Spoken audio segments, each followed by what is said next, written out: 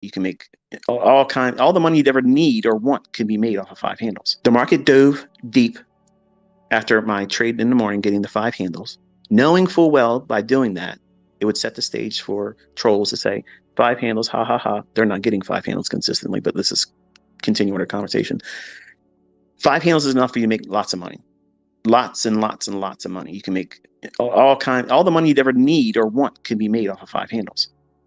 So don't be discouraged by me or other people showing beyond five handles.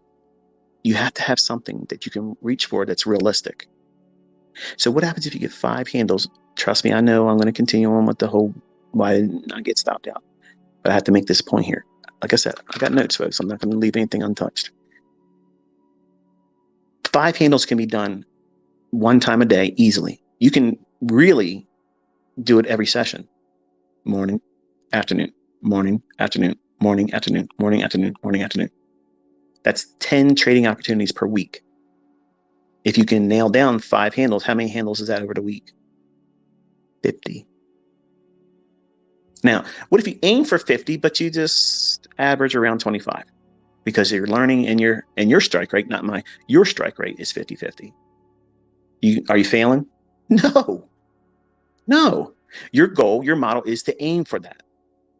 I have a model that I'm looking for when I was, well, I'm not trading actively Forex now, but I was looking for 50 to 75 pips every single week. I could do lots more, clearly, but it was easy for me to do it. It doesn't put pressure on me.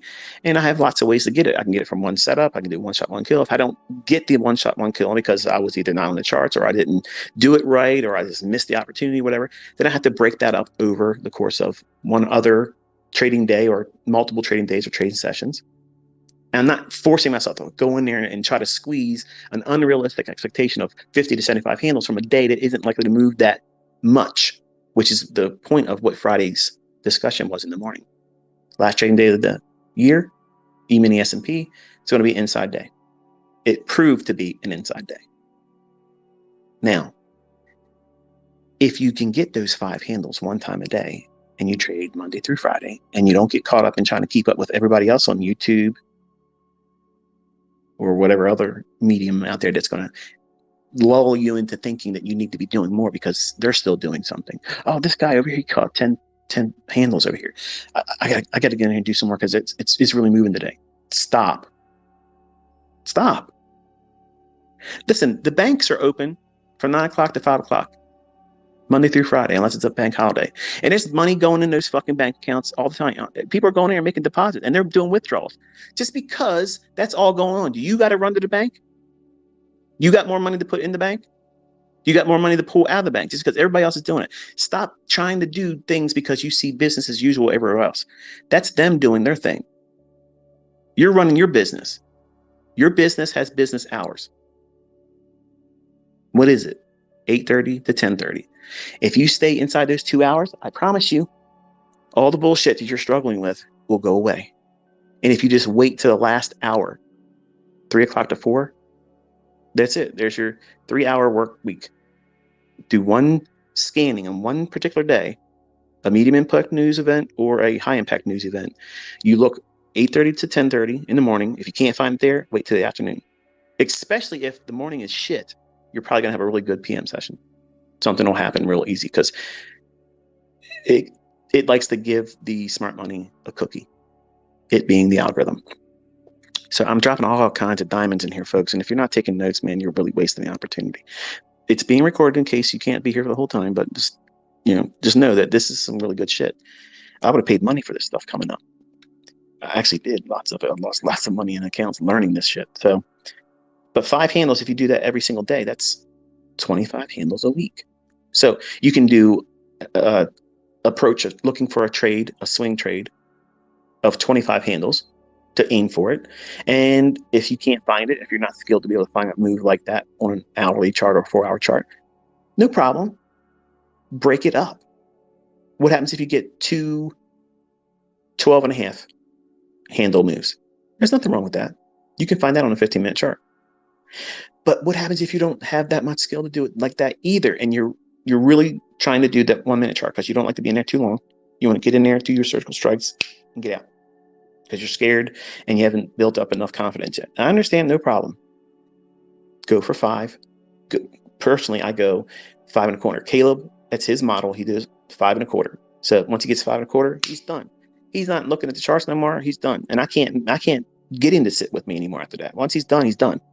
I'm like, now watch this. Dad, I'm done. I'm like, but I want to show him some more shit. He's like, Dad, you told me. I'm like, I know, but I just love this shit. I want you to see this. But I get really passionate about it. And even though he's still growing in his understanding, I want him to be sick, like a monster. Like I want to take what I have in my head and put it in him. And with his youth, and he has a lot of the things that I have too. Like you tell him no, he's going to find a way to do it. You tell him he can't, he's going to find 12 ways he can. So I know if I can instill what I know in him, he will make me look like a neophyte because he has the time doing more of what I already know.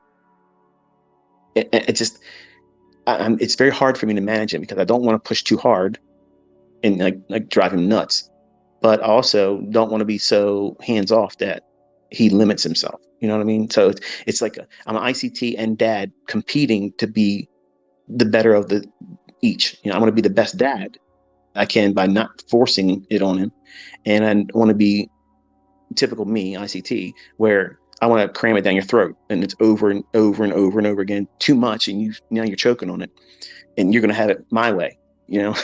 So it's very hard for me to manage that. So, but as a 5-handle trader, that's a realistic expectation for you to have. And if you're really, really new, by doing tape reading, you can grow in your confidence and say, okay, I see a setup that might yield 5 handles. But what happens if I go in and I get in the move and I get out with 2 3/4 and I just get out and I watch it go to 5? And then I do the same thing in the afternoon.